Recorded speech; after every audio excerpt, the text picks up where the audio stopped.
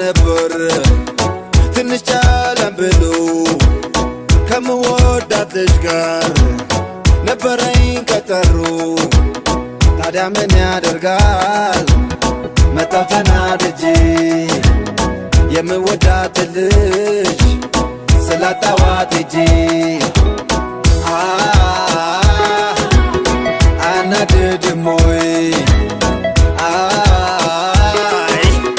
ኧረ በጣም በጣም እንደዚህ ከሆነ ሁለተኛ አልመጣም።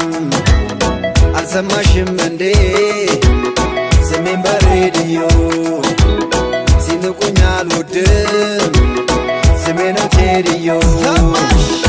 ካልሰማሽ ልንገርሽ እውነቱን የፍቅር